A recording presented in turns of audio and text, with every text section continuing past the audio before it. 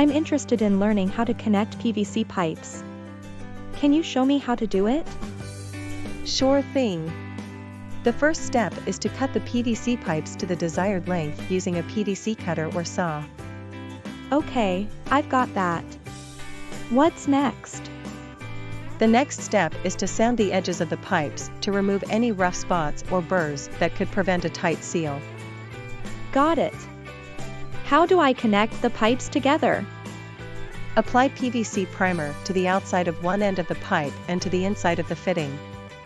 Then, apply PVC cement to both surfaces and quickly push the pipe into the fitting, giving it a quarter turn to ensure a tight seal. That seems easy enough. What should I be careful of when connecting the pipes?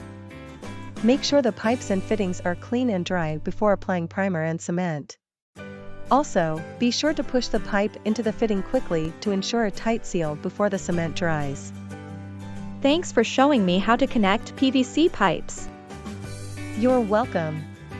Remember to take your time and follow each step carefully to ensure a secure and leak-free connection.